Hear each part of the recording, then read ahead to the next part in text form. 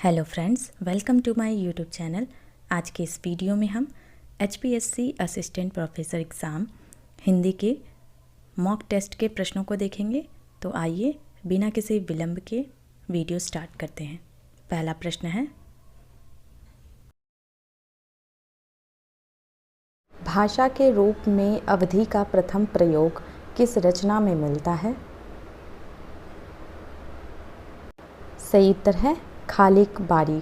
अगला प्रश्न, प्रथम राजभाषा आयोग की स्थापना कब की गई? सही उत्तर है ऑप्शन नंबर बी 8 जून 1953 में। अगला प्रश्न, बघेली बोली किस अपभ्रंश से विकसित हुई है?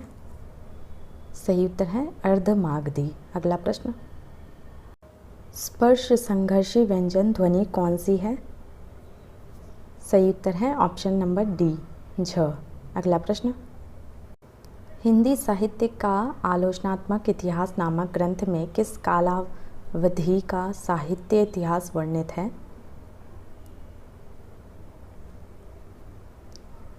सही उत्तर है ऑप्शन बी 693 से 1693 ईस्वी। अगला प्रश्न, देसिल बैना सब जन मिठा ते तैसन जपो अब हट्टा किसने कहा? सही उत्तर है विद्यापति। अगला प्रश्न, राधा के प्रेम संवेदन के माध्यम से जीवन को समझने का एक सफल प्रयत्न किस रचना में है?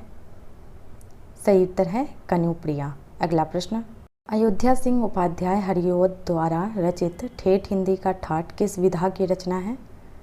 सही उत्तर है उपन्यास। अगला प्रश्न, चिट्ठियाँ हो तो हर कोई बाँचे निम्न में से किस साहित्यकार के पत्रों का संग्रह है?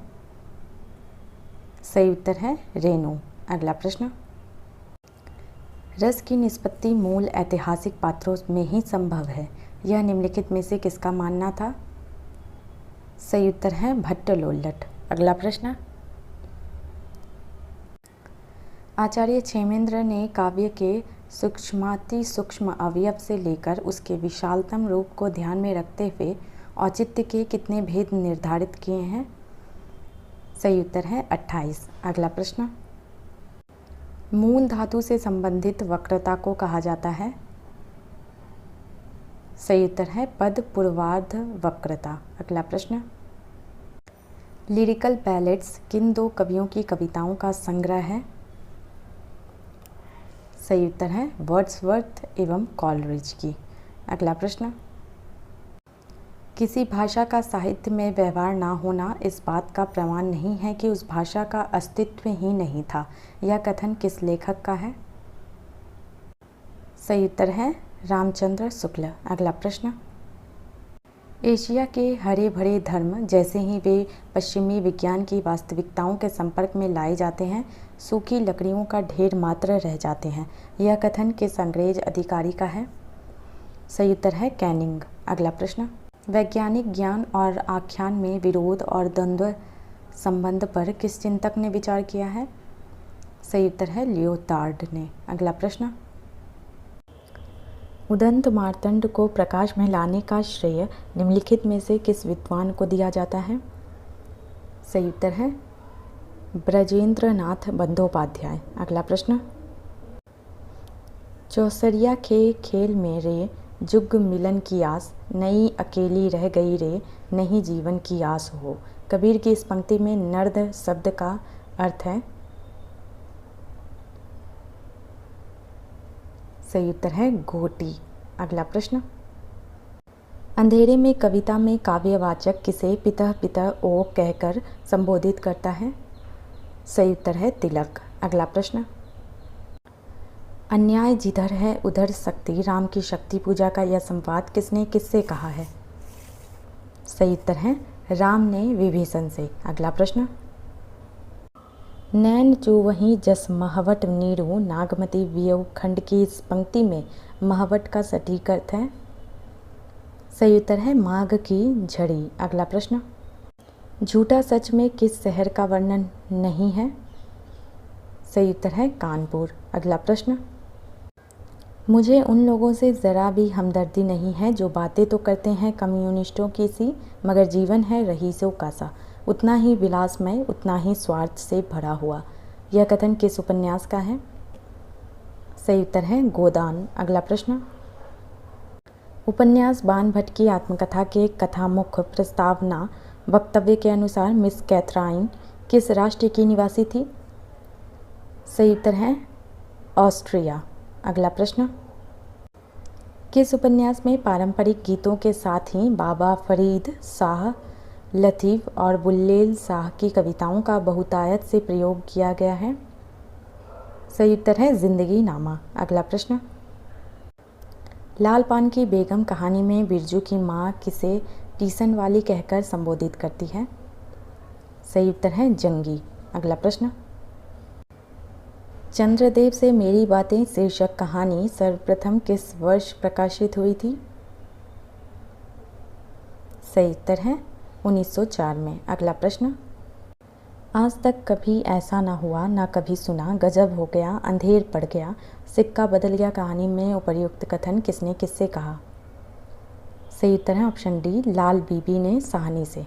अगला प्रश्न, पवित्रता की माप है मलिनता, सुख का आलोचक है दुख, पुण्य की कसौटी है पाप, उपर्युक्त संवाद स्कंदगुप्त नाटक में किस पात्र के द्वारा कहा गया?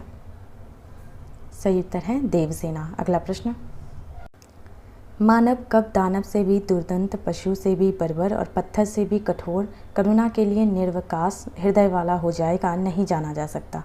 अतीत सुखों के लिए सोच क्यों, अनागत भविष्य के लिए भय क्यों, और वर्तमान को मैं अपने अनुकूल बना ही लूँगा, फिर चिंता किस बात की। उपर्युक्त संवाद चंद्रगुप्त नाटक में किसके द्वारा कहा गया है? सही उत्तर ऑप्शन डी, सिंघरन। अगला प्रश्न, कि श्रीपत बेहद गंवार आदमी है, खाने की मेज़ पर बैठकर पसीना सुखाता है। मैं कहता हूँ दीदी, मैं इतनी मुद्दत के बाद यहाँ आया हूँ, तुम्हारा छोटा भाई हूँ, हम तुम लोगों से मिलने की हसरत दिल में लिए हुए न जाने कब से इस महान भारत के नगर भटक रहा हूँ, और तुम्हें मेरा पल भर को भी यहाँ बैठना नहीं सुहाता। उपर्युक्त संवाद अंजो दीदी नाटक में किसके द्वारा कहा गया है? सही उत्तर है श्रीपत। अगला प्रश्न, जिसकी आत्मा कमज़ोर हो, जिसे लालच स्वार्थ ने घेर रखा हो, वह इस बकरी से क्या पाएगा? भगवान के पास खाली हाथ ना जाने का मतलब यही है, जो फूल लेकर जाता है वह स्वर्ग लेकर लौटता है, इसलिए श्रद्धा देना जानती है। आप इस बकरी को जितना दें उतना कम है। उपर्युक्त संवाद बकरी नाटक में किसके द्वारा कहा गया है? सही उत्तर है सत्यवीर। अगला प्रश्न, हम दोनों एक ही नाव के यात्री थे, यह कथन किसने किससे के बारे में कहा है? सही उत्तर है शिवरानी देवी ने प्रेमचंद के बारे में। अगला प्रश्न, मैं अब परिधियाँ लांघ सकती थी, सीमाएं तोड़ सकती थी। दरअसल सीमा में रहना मुझे सदैव कचौटता है, इसलिए सीमा को तोड़ने मात्र का आभास ही मुझे अत्यधिक सुखकारी लगता है। उपर्युक्त कथन किस पुस्तक में है? सही उत्तर है आप हुदरी। अगला प्रश्न, चम्मा पात्र का निम्नलिखित में से किसके जीवन काल में महत्वपूर्ण स्थान रहा है? सही उत्तर है हरिवंश राय बच्चन। अगला प्रश्न, अध्यापिका शीला अग्रवाल ने किसके जीवन निर्माण में महत्वपूर्ण भूमिका निभाई है? सही उत्तर है मन्नू भंडारी। अगला प्रश्न, किसी देश में सभी पेट भरे हुए नहीं होते, किंतु वे लोग जहाँ खेत जोतते बोते हैं वहीं उसके साथ यह भी सोचते हैं कि ऐसी कौन नई कल व मसाला बनावे जिससे इस खेत में आगे से दून अनाज उपजे। उपर्युक्त पंक्ति किस निबंध से उद्धृत है? सही उत्तर है मजदूरी और प्रेम। अगला प्रश्न, रचनाएं स्वयं पाठकों से संवाद कर बहुत कुछ बताएगी और यह भी बताएगी कि लेखक का ध्यान रचनाओं में दो ही बिंदुओं पर रहा है, एक तो विचार चिंतन और दूसरा लालित्य। जो कह सके ललित निबंध ठहरी हुई विधा नहीं है। उपर्युक्त कथन इस निबंधकार का है? सही उत्तर है विवेकी राय। अगला प्रश्न, निम्नलिखित में से कौन सा विद्यानिवास मिश्रकृत निबंध नहीं है? सही उत्तर है छोटे छोटे सुख। अगला प्रश्न, मानव शरीर का अध्ययन करने वाले प्राणी वैज्ञानिकों का निश्चित मत है कि मानव चित्र की भांति मानव शरीर में भी बहुत सी अभ्यासजन्य सहज विद्याएं रह गई है। उपयुक्त पंक्तियाँ निम्न में से किस निबंध से उद्धृत है? सही उत्तर है नाखून क्यों बढ़ते हैं। अगला प्रश्न, स्वर ध्वनि के संबंध में निम्नलिखित तथ्यों पर विचार कीजिए। सही उत्तर है ऑप्शन बी, सी और ई सही है। बी, उच्चारण की दृष्टि से मूल स्वर 10 हैं। सी, स्वर ध्वनि के उच्चारण में हवा अबाध गति से मुख विवर से निकलती है। ई, मात्रा के आधार पर स्वर 2 प्रकार के होते हैं, ह्रस्व और दीर्घ। अगला प्रश्न, क्रिया के संबंध में निम्नलिखित तथ्य हैं। सही उत्तर है ऑप्शन सी। अगला प्रश्न, भारतेंदु युगीन कविता के निम्नलिखित कथनों पर विचार कीजिए। सही उत्तर है ऑप्शन बी, डी, ई। अगला प्रश्न, गद्य विधाओं से संबंधित निम्न कथनों पर विचार कीजिए। सही उत्तर है ऑप्शन बी, ए, सी और डी सही है। अगला प्रश्न, आत्मकथा के संबंध में निम्न कथनों पर विचार कीजिए। सही उत्तर है ऑप्शन सी, ए, बी और ई सही है। अगला प्रश्न, काव्य दोष से संबंधित सही उदाहरण है। सही उत्तर है ऑप्शन बी, ए, सी और ई। अगला प्रश्न, काव्य रीति के संबंध में सही कथन है।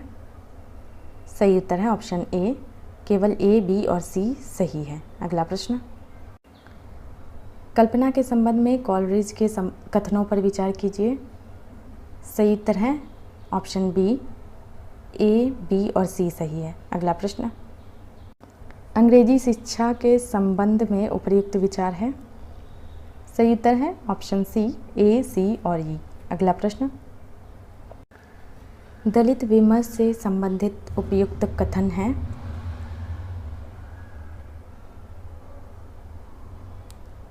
सही उत्तर है ऑप्शन सी, ए, सी और ई सही है।